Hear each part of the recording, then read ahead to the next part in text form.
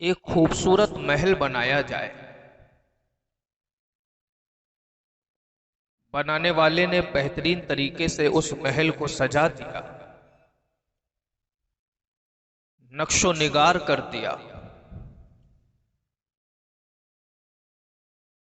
जरूरत की चीजों को मुहैया कर दिया, पंखे कूलर और एसी से उस महल को आरास्ता कर दिया। लेकिन इस बड़े से महल में किसी एक जगह पर कोई चीज भूल गया। देखने वाले आए, एक कोने से लेकर के दूसरे कोने तक, एक गोशे से लेकर के दूसरे गोशे तक दकीक नजरी से, बारीक बीनी से पूरे महल का मुआयना किया, मुशाहदा किया। सभी को महल बहुत पसंद आया। लेकिन एक कोने में, जहां पर महल की तमाम तर खूबसूरती के बाद एक ईंट ना लगी हो, कमी बेशी हो, कुमकुमों की सजावट के बाद एक कोने में कुछ कमी हो, लोग देखे, पूरे महल को देखने के बाद मसरूर हुए। उनकी तबीयत में नशात पैदा हुआ, सुरूर और मसरत से दिल जगमगा उठे। पूरे महल की खूबसूरती उन्हें बहुत भाई। एक कोने में जहां पर खूबसूरती नहीं थी, खूबसूरती में कमी थी, यताअज्जबू नबी, लोगों को बड़ा ताज्जुब हुआ। ऐसा क्यों? पूरा महल जब इतना खूबसूरत है तो एक कोने में ये बदसूरती क्यों? पूरे महल में पेंट किया गया तो एक कोने को खाली क्यों छोड़ दिया गया? पूरे महल को जब आरास्ता किया गया तो एक जगह को खाली क्यों छोड़ दिया गया? लोगों को बड़ा ताज्जुब हुआ। आप भी अगर किसी ऐसी जगह को देखेंगे जहां सर से लेकर के पांव तक सब कुछ खूबसूरत हो, लेकिन किसी एक कोने में कमी रख दी जाए तो आपको कैसा महसूस होगा? यकीनन यह आवाज निकलेगी, कारीगर की कैसी कारीगरी है कि पूरे अतराफों अकनाफ को तो बड़े अच्छे से इसने सजाया, लेकिन एक जगह को इसने छोड़ दिया। नक्स है, कमी है। इस मकान की खूबसूरती में इस एक कोने की वजह से कमी लग रही है। हमारे आका और मौला इरशाद फरमाते हैं, इन्ना मसली व मसलल अंबिया कमसली रजुलिन बना बैता। मेरी मिसाल और तमाम अंबिया इकराम की मिसाल उस शख्स की तरह है जिसने एक मकान बनाया, फअहसनहु, तो बहुत खूबसूरत मकान बनाया, व अजमलहु, बहुत खूबसूरत मकान बनाया, इल्ला मौज़िअ लबनतिन मिन ज़ारिया, लेकिन किसी कोने में एक ईंट की जगह उसने छोड़ दी। फजअल अन्नासु यतूफून बिही, लोग दूर दराज से आ रहे हैं, उस घर को देख रहे हैं, वयतअज्जबून लह, और देखने के बाद उसमें ताज्जुब कर रहे हैं कि ऐसा क्यों? घर तो बनाया गया, एक ईंट की जगह क्यों छोड़ी गई? अल्लाह के नबी सल्लल्लाहु ताला अलैहि वसल्लम इरशाद फरमाते हैं, वयक़ूलून, लोग देखने के बाद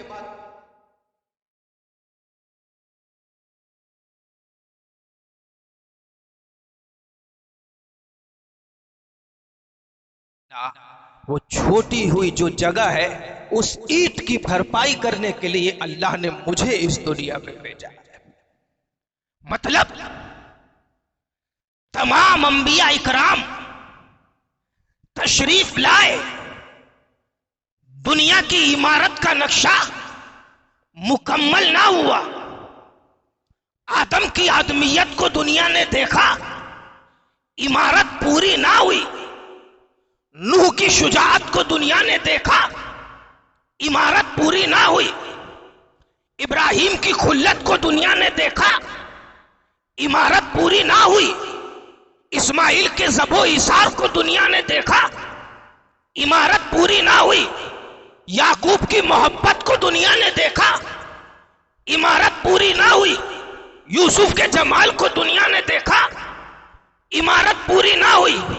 मूसा के जलाल को दुनिया ने देखा, इमारत पूरी ना हुई। ईसा के जमाल को दुनिया ने देखा, वो इमारत पूरी ना हुई।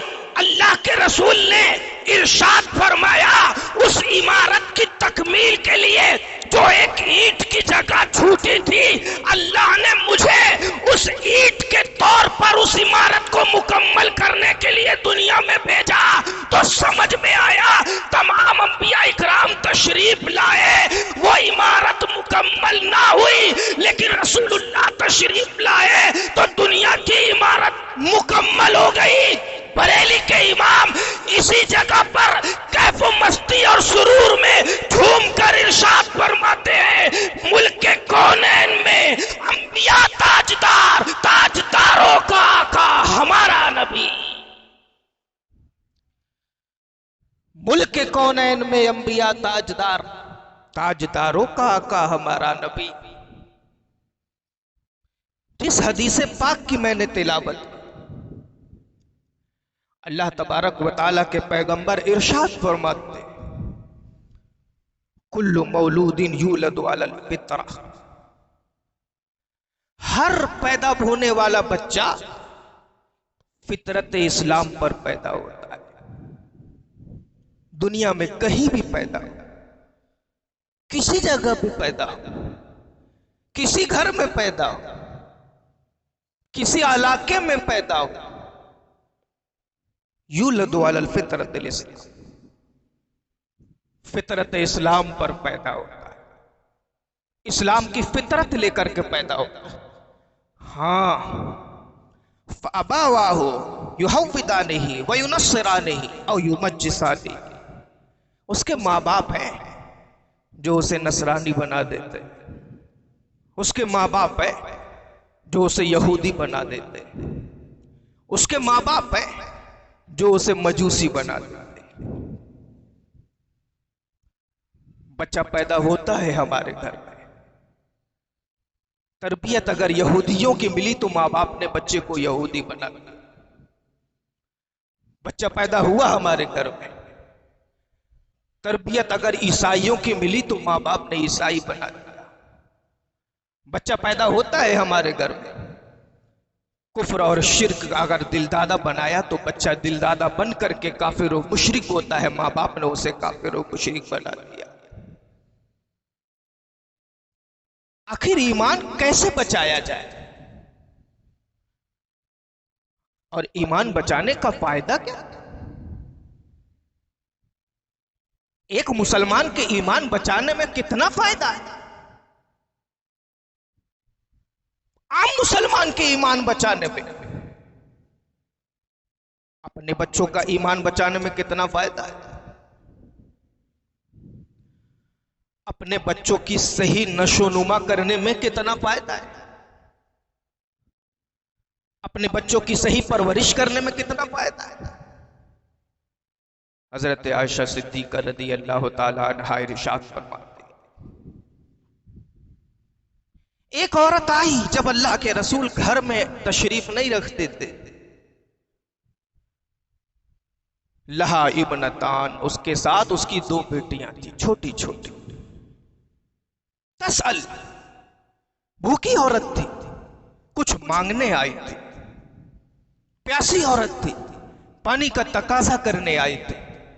उसकी हैयत मैंने देखी, फलम तजिद इंदी शैआ, लेकिन मेरे पास भी घर में कुछ मौजूद नहीं था, कुछ मौजूद नहीं था।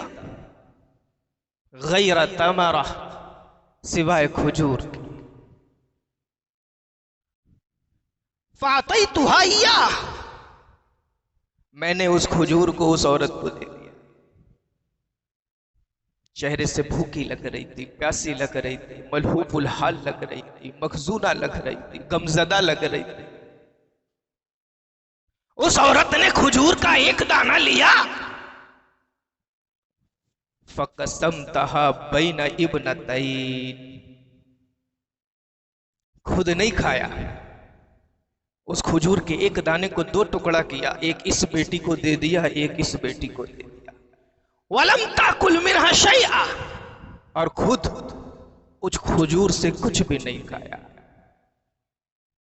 सुम्मा कामत, इसके बाद कुछ देर वो औरत हजरत आयशा के पास रुकी। फखरजत, थोड़ी देर के बाद चली गई। फदखल नबी सल्लल्लाहु तबारक व तआला अलैहि वसल्लम फअखबरतु, उसके जाने के बाद अल्लाह के नबी सल्लल्लाहु ताला अलैहि वसल्लम तशरीफ लाए तो हजरत आयशा कहती है मैंने सरकार को इस पूरे मामले की खबर दी। एक औरत आई थी, परेशान लग रही थी, भूखी लग रही थी, प्यासी लग रही थी, सवाल कर रही थी, खाना मांग रही थी, पानी मांग रही थी, पैसों की जरूरत थी उसे, लेकिन मेरे पास कुछ नहीं था सिवाय एक दाना खजूर। मैंने उसको दे दिया। उसने खजूर लिया और अपने बच्चों को आधा आधा करके दे दिया। वलम ताकुल मिनहा शैया, लेकिन खुद उस खजूर के दाने से कुछ नहीं खाई।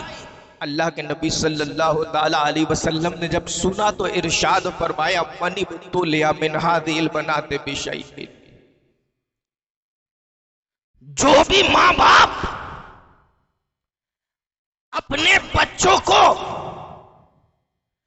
पालने की वजह से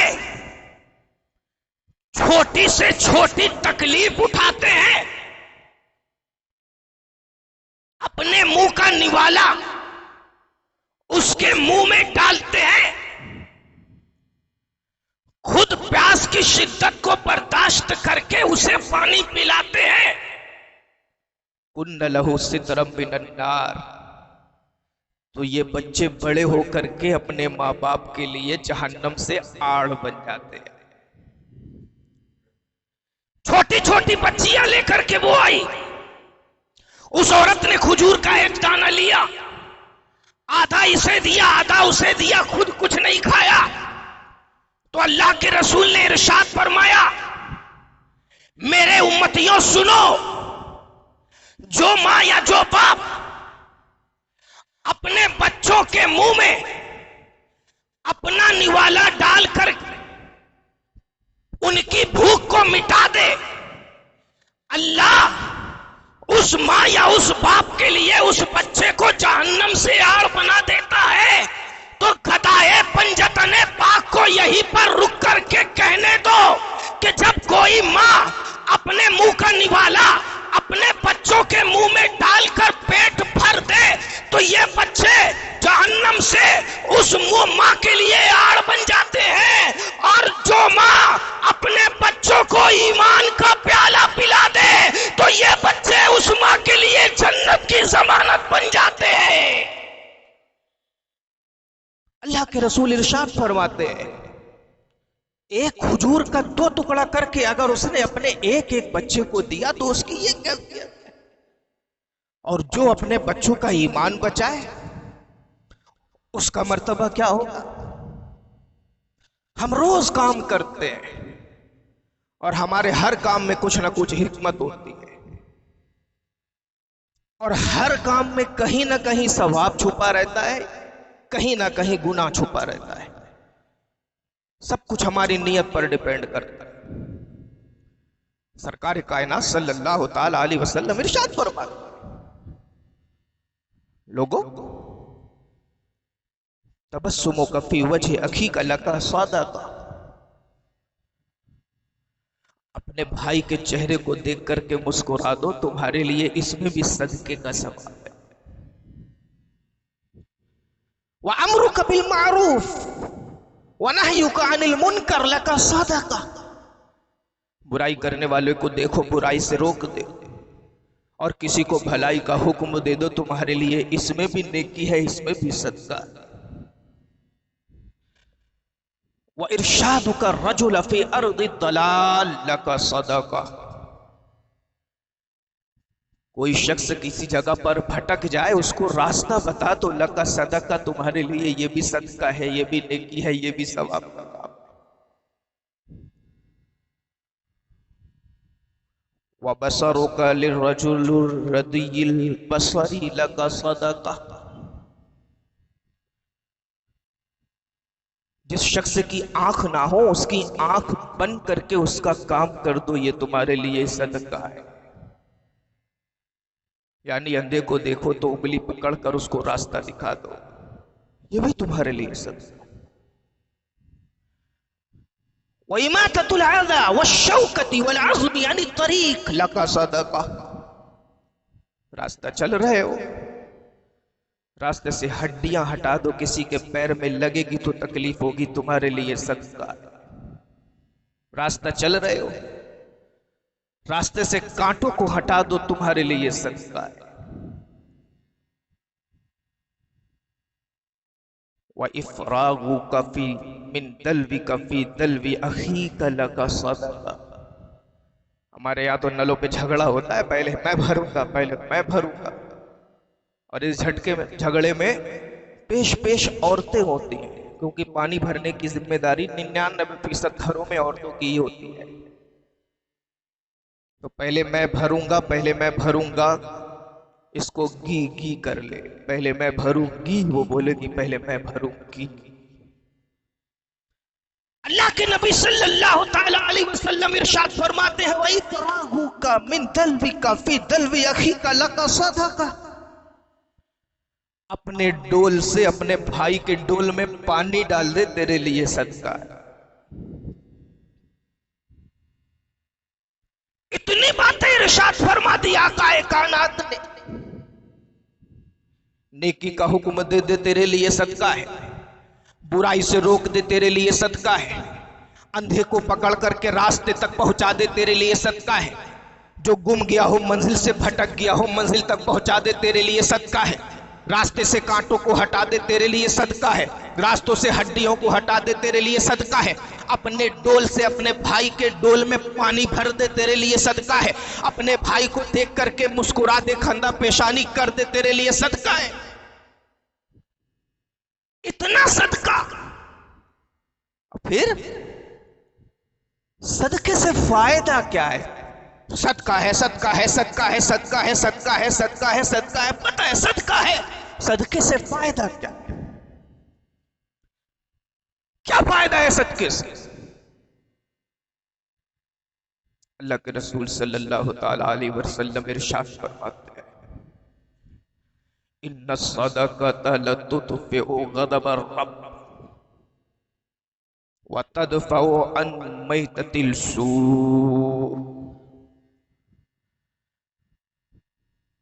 सदका इंसान को बुरी मौत से दूर रखता है। रास्ते से कांटे हटाए, सदका इंसान को बुरी मौत से दूर रखता है।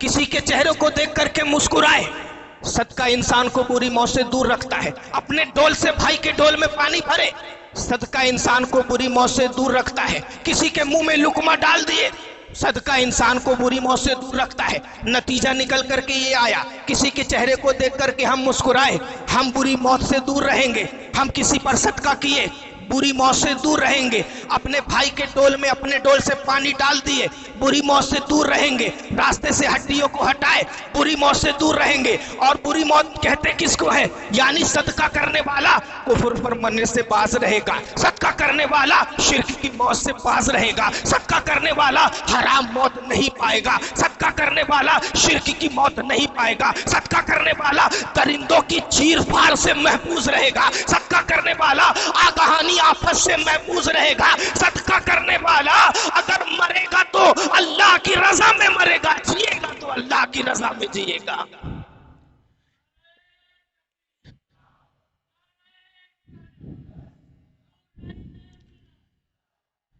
एक टुकड़ा और है हदीस का, इन्न सदक़त लतुदफ़िउ ग़ज़ब रब व तदफ़उ अन मैततिल सू। सदका बुरी मौत से बाज रखता है, बुरी मौत से बचा लेता है, लोगों से बुरी मौत को दूर कर देता है। और पहला टुकड़ा, सदका अल्लाह के गजब को ठंडा कर देता है। सदका अल्लाह की नाराजगी से बंदे को दूर कर देता है।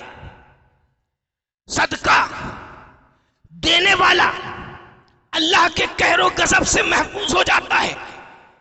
अब जो मैंने हदीस का टुकड़ा आपके सामने तिलावत किया, तर्जमा यह हुआ, जिसने अपने भाई के चेहरे को देख करके मुस्कुराया अल्लाह के गजब से दूर हो गया। जो अपने भाई के चेहरे को देख करके हंसा अल्लाह के गजब से दूर हो गया। जिसने अपने भाई के डोल में अपने डोल से पानी भरा अल्लाह के गजब से दूर हो गया। जिसने रास्ते से हड्डियों को हटाया अल्लाह के गजब से दूर हो गया। जिसने रास्ते से तकलीफ दे चीजों को हटाया अल्लाह के गजब से दूर हो गया। जिसने अंधे को मंजिल तक पहुंचाया अल्लाह के गजब से दूर हो गया। जिसने सदका दिया तो अल्लाह का ये इनाम कि अल्लाह उन्हें अपने गजब से महफूज फरमा लेता है। तो यहीं पर गदाए पंजतने पाक नई मख्तर को कहने दो कि सदका देने वाला अल्लाह के गजब से दूर होता है और बच्चों को ईमान देने वाला अल्लाह की जन्नत से करीब होता है।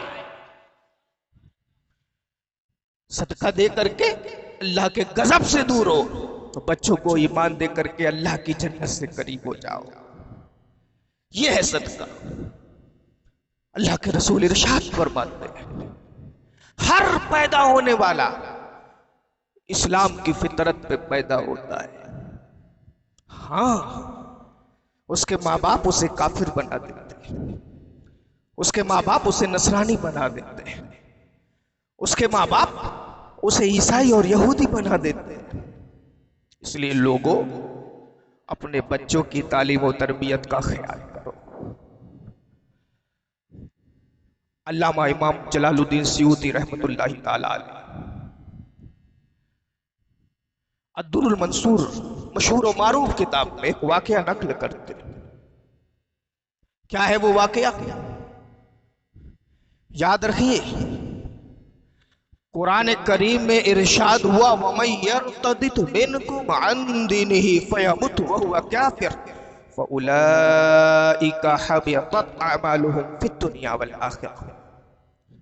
जो ईमान से फिर गया, मुर्तद हो गया और इसी इर्तिदाद पे मर गया, फउलाइका हबितत अमालुहुम, तो ईमान की जिंदगी में जितने भी काम किए थे अल्लाह ने उन सारे कामों को मिटा दिया, बर्बाद कर दिया। और याद रखिए आप, ये सिर्फ उनका काम नहीं है या सिर्फ उनके अमाल को बर्बाद करने की बात नहीं है। जो ऐसा कर रहे हैं, जो बच्चियों को बचा नहीं पा रहे हैं, नहीं, ऐसा करने वाले से जो राजी है और खुश है उसका भी ईमान हाथ से चला गया। जिसने के किसी के कुफ्र को देख करके पसंदीदगी का इजहार किया उसका भी ईमान हाथ से चला गया। जब बच्चों की मोहब्बत खुदा और रसूल की मोहब्बत पर गालिब आ जाए तो उसका भी ईमान चला गया। मोहब्बत का मेयार अल्लाह तबारक व ताला और रसूलुल्लाह अलैहिस्सलातु वस्सलाम की मोहब्बत को पूरी कायनात की मोहब्बत पर अफजल समझना है। ये मोहब्बत का मेयार। कोई भी हो, अगर इस्लाम से उसका कदम लड़खड़ा रहा है और उसके घर वाले उससे राजी नहीं है, तब तो कोई मसला नहीं है, हुक्म सिर्फ उसी तक महदूद रहेगा। लेकिन पीठ के पीछे से अगर घर वाले पुश्त पनाही कर रहे हैं, पीठ के पीछे से अगर घर वाले मदद कर रहे हैं, उसके कुफ्र में मदद, उसके शिर्क में मदद, उसके नाजायज कामों में मदद, उसके जिना में मदद, हर चीज में मदद, क्योंकि एक मुसलमान का निकाह दूसरे मजहब के लोगों के साथ हो ही नहीं सकता कुरान। तो जो उनका इस काम में हाथ पकड़ता है, उनकी मदद करता है, वो भी उसी हुक्म में दाखिल। वमन यर्तदिद मिनकुम अन दीनिही फयमुत, वहुवा काफिरुन फउलाइका हबितत अमलुहुम फिद दुनिया वल आखिरह। अल्लामा जलालुद्दीन सयूती ने क्या कहा? आपने इरशाद फरमाया कि फारूक आजम के जमाने में एक शख्स था, बड़ा परहेजगार, बड़ा मुत्तकी। उसकी इबादत को देख करके लोग रश्क करते थे, उसे बड़ा पसंद करते थे। हत्ता के खलीफतुल मोमिनीन फारूक आजम भी उसे बड़ा पसंद करते थे। उसकी इबादत करने के अंदाज को लोगों के दरमियान बयान करते थे, उसकी नमाज के हुस्न को लोगों के दरमियान बयान करते थे, दुआ मांगने के अंदाज को लोगों के दरमियान बयान करते थे, उसकी सदाकत को, उसकी लताफत को, उसकी करामत को, परहेजगारी को, तकवे को, तहारत को, फितरत को, तीनत को लोगों के सामने बयान करते थे। लेकिन उस शख्स के घर के दरमियान, मस्जिद नबवी के दरमियान,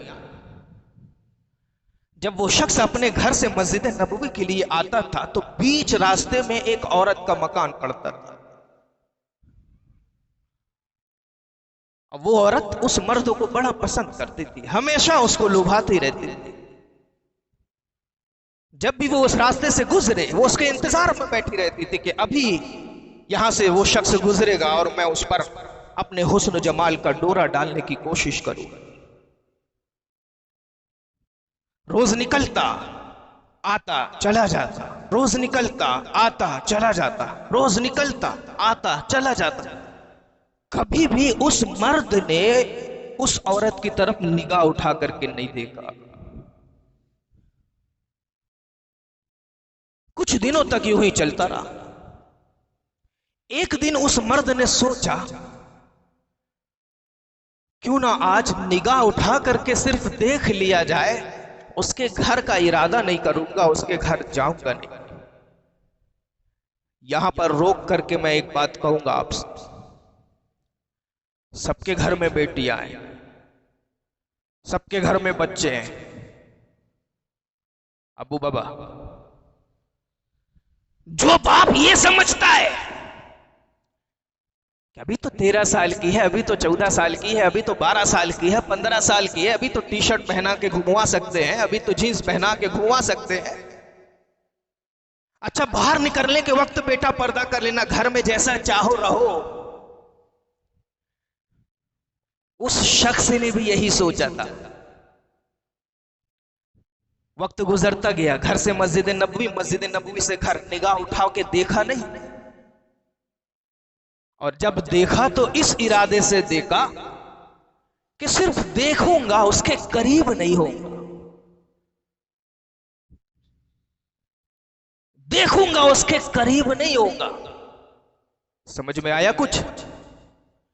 हम जिस चीज का बच्चों को आदी बना देंगे और फिर जब बड़े होने के बाद कहेंगे बेटा छोटा कपड़ा पहनना गलत है, छोड़ दे, तो जब बेटी को आदी बना चुके हैं, आज वो बात क्यों माने?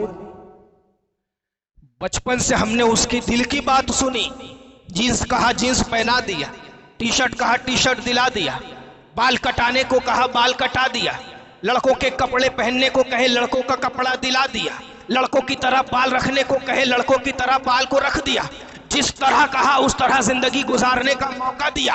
अब जब बड़े हो गए बच्चे और उनके पैर लड़खड़ाते हुए दिखे, समझ में आया कि इनकी राह गड़बड़ हो रही है। अब हमने उन पर पाबंदी लगाने की कोशिश की, तो याद रखो जब बचपन से उनकी तरबियत पाबंदी के साथ नहीं हुई तो बड़े होने के बाद वो अपने पैरों पर पाबंदी नहीं लगाएंगे, आपके गाल पर तमाचा मार करके कहेंगे कि बचपन में हमें तुम्ही ने तो सिखाया था, बचपन में तुम्ही ने तो सिखाया था, अब हमारे पैरों में पाबंदी लगाने की क्या जरूरत। बिल्कुल इसी तरह से वो अल्लाह वाला बड़ा परहेजगार, फारूक आजम जैसे मुजतहिद मुतलक, नायब रसूलिल्लाह, अमीरुल मोमिनीन, खलीफतुल मुस्लिमीन, फारूक आजम जैसे जलीलुल कद्र सहाबी को उस शख्स की इबादत पे रश्क होता था। मुद्दतों के बाद उस शख्स ने यह सोच करके कि सिर्फ देखूंगा, जाऊंगा नहीं, करीब नहीं होऊंगा, उसके तरफ रुख उठाया, निगाह उठा करके उसे देख लिया। और चला गया। फिर गया, नमाज पढ़ा, फिर लौट करके आया। फिर कुछ दिन के बाद वो औरत अपने वक्त पे खड़ी रहती थी इसको देखने के। कुछ दिन के बाद अब इसने सोचा कि निगाह उठा करके देख लूं, उससे हाय हेलो कर लूं, उससे पूछ लूं कि तुम कैसी हो, बस उसके पास जाऊंगा नहीं। निगाह उठाया, सलाम कलाम से शुरुआत हुई, इसके आगे कोई बात नहीं, ये वहां अपनी इबादत में, वो अपने घर में। फिर मामला यूं ही चलता। फिर कुछ दिनों के बाद घर से निकला मस्जिद नबवी के लिए इबादत करने की निगाह से, लेकिन रास्ते में ये शैतान बैठी हुई है घात लगा करके, इंतजार करके कि आज किसी को गुनाह पर आमादा करना है। आज वो शख्स सोचा कि आज बात करने के बाद इसके घर में चला तो जाऊं, देखूं ये कहती क्या। देखा, बात किया, उसके घर चला गया। अल्लाह वाला था और अल्लाह वालों को अल्लाह गुनाह से बचाता है। पैर तो लड़खड़ाते हैं, लेकिन गलती की तरफ पैर आगे बढ़े इससे पहले अल्लाह की रहमत उन्हें संभाल लेती। घर गया, घर जाने के बाद क्या देखा कि वो औरत पूरे तौर पर इसको लुभाने की फिराक में है, इसको अपनाने की फिराक में है, इसके साथ जिना करने और करवाने की फिराक में है। अब वहां पर कोई तीसरी चीज नहीं है जो इनको गुनाह से रोके। ना औरत के घर में कोई है, ना उस कमरे में कोई है, ना इन्हें कोई देखने वाला है, ना इनके जिना की खबर किसी को होती, ना इनके गुनाहों से कोई वाकिफ होता। अगर ऐसा हो जाता तो अब बिल्कुल जिना का वक्त करीब हो गया। अल्लाह तबारक व तआला कुरान पाक में इरशाद फरमाता है, इन्नल्लज़ीना तक़ौ इज़ा मस्सहुम ताइफुम मिनश्शैतान तज़क्करू फ़इज़ा हुम मुबसिरून। जो लोग अल्लाह से डरते हैं जब गुनाह के करीब भी होते हैं और जैसे ही उन्हें अल्लाह का खौफ याद आता है, तज़क्करू फ़इज़ा हुम मुबसिरून, तो उनकी आंखें खुल जाती है और वो गुनाह से बाज आ जाते हैं। वो शख्स जब जिना के करीब हुआ तो उसे कुरान पाक की ये आयत याद आ गई, इन्नल्लज़ीना तक़ौ इज़ा मस्सहुम ताइफुम मिनश्शैतानि तज़क्करू फ़इज़ा हुम मुबसिरून। जो अल्लाह से डरता है, शैतान उससे करीब भी होता है, तज़क्करू, उसकी आंख खुल जाती है, फ़इज़ा हुम मुबसिरून, वो खुली आंखों से अल्लाह की रहमत के जलवे देखता है, खौफ इलाही को देखता है और अपने सीने में अल्लाह का खौफ पैदा करके उस गुनाह से दूर हो जाता है। ये आयत उसके जहन में जैसे ही आई, गिरा, एक चीख मारी और उसकी रूह उसके जिस्म से परवास कर गई। इन्ना लिल्लाहि व इन्ना इलैहि राजिऊन। मौत हो गई उस शख्स की। उस औरत ने अपनी खादमा को बुलाया, इसको इसके घर पहुंचाया। इसके घर वाले, सर्दी का मौसम था, रातों रात एक कब्रिस्तान में जाकर के दफन। अब फारूक आज़म जो उस शख्स की इबादत को मस्जिद नबवी में देख करके खुश होते थे, सहाबा के दरमियान उसकी इबादत का, उसके खौफ इलाही का, उसके इश्क रसूल का चर्चा करते थे। एक दिन गुजर गया, 2 दिन गुजर गया, 3 दिन गुजर गया, कई दिन गुजर गए और वो शख्स नजर नहीं आया। तो फारूक आज़म ने सहाबा इकराम से पूछा कि फला शख्स जो आता था रात की तारीकियों में मस्जिद के इस गोशे में बैठ करके इबादत करता था, पिछले काफी वक्त से वो शख्स दिख नहीं रहा है, वो गया कहां? तो कुछ सहाबी ने खबर दी, अमीरुल मोमिनीन उसका तो इंतकाल हो गया। फारूक आज़म को बड़ा झटका लगा, उसका इंतकाल हो गया। वो तो अच्छा भला था, नौजवान शख्स, उसका इंतकाल हो गया। साहबा ने कहा, हाँ अमीरुल मोमिनीन उसका इंतकाल हो गया है। फारूक आज़म ने कहा कि जब तुम्हें खबर थी कि एक नेक शख्स का इंतकाल हुआ तो मुझे बताया क्यों नहीं? साहबा इकराम ने कहा, अमीरुल मोमिनीन आप आराम कर रहे थे, ठंड की रात थी, बड़ी कड़ाके की ठंड थी, इसलिए आपको बताया नहीं। और उसके रिश्तेदारों ने जाकर के उस शख्स को कब्रिस्तान में दफन कर दिया। फारूक आज़म ने साहबा इकराम से कहा, अपने मिलने जुलने वालों से कहा, मुझे लेकर के चलो उस कब्रिस्तान पे जहां पर उसकी कब्र है, मैं उसकी कब्र से कुछ सवाल पूछूं।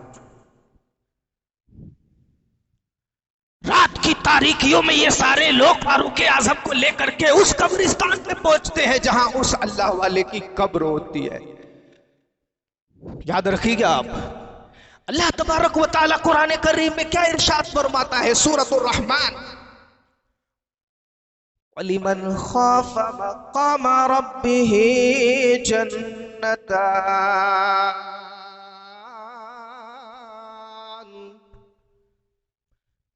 जो अपने दिल में अल्लाह का खौफ रखते हैं अल्लाह उन्हें 2 जन्नतें अता करता है।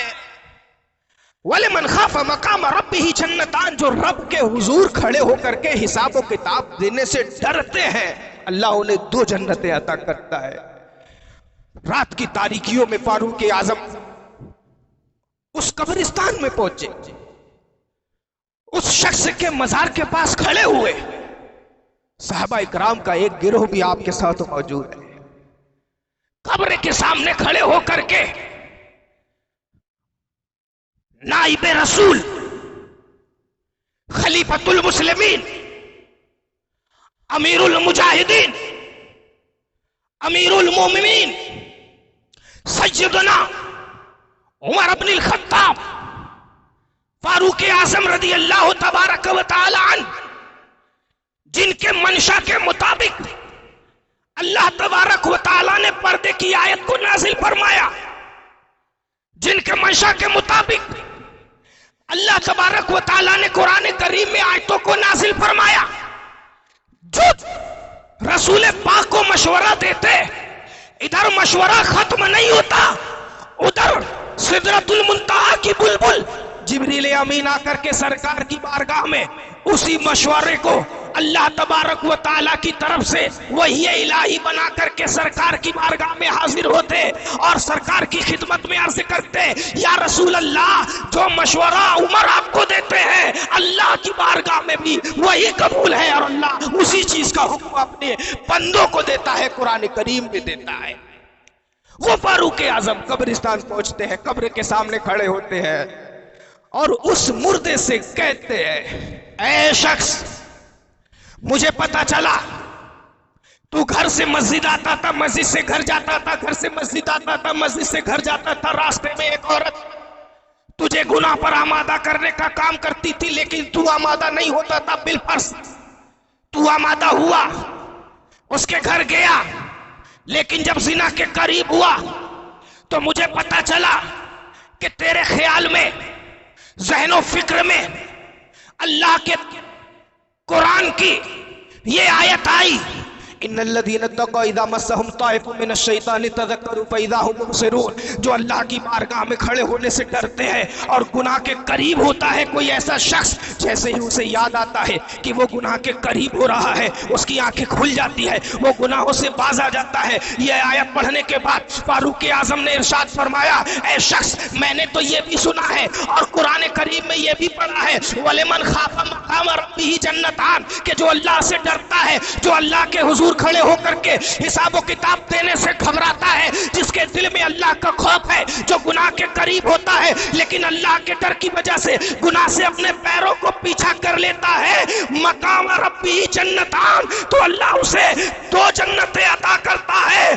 अब तू बता कि तेरे साथ ये मामला हुआ या नहीं हुआ।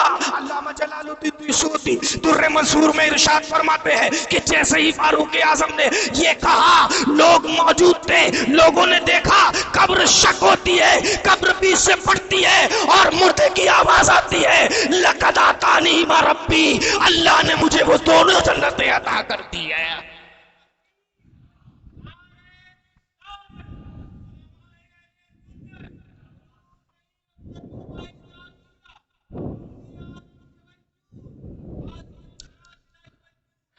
यहीं पर रुक करके अब कहने दो,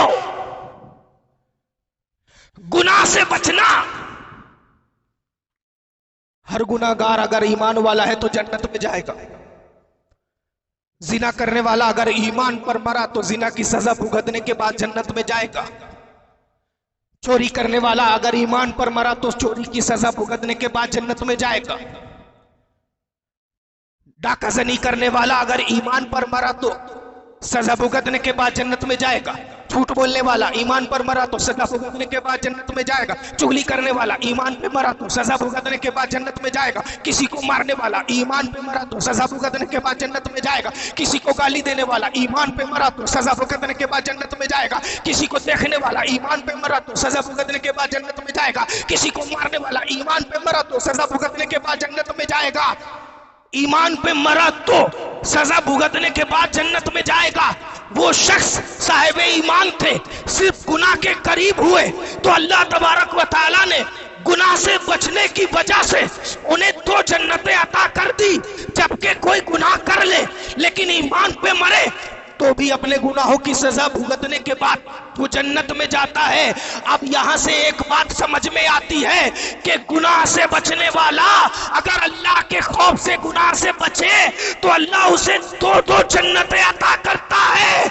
और बच्चों का ईमान बचाने वाला अगर अल्लाह के खौफ की वजह से उन्हें अच्छी तरबियत देकर उनके ईमान की हिफाजत करे तो बच्चे भी जन्नत में जाएंगे, माँ बाप भी जन्नत में जाएंगे।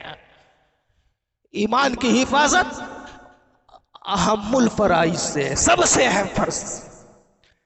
अल्लाह तबारक व तआला के पैगंबर इरशाद फरमाते हैं, कुल्लु मौलूदिन यूलदु अलल फित्रा फअबवाहु युहव्विदानिही व युनस्सिरानिही और युमज्जिसानिही। हर पैदा होने वाला बच्चा इस्लाम की फितरत पे पैदा होता है। उसके माँ बाप उसे यहूदी बना देते हैं, नसरानी बना देते हैं, या बुत परस्त बना देते हैं, या मजूसी बना देते हैं। अल्लाह तबारक व तआला हम सभी को इन चीज़ों से महफूज रखे और हमें दुनिया व आखिरत में अपने प्यारे महबूब की सीरत तय्यबा पर अमल करने की तौफीक अता फरमाए। अस्सलामु अलैकुम व आखिरु दवाना।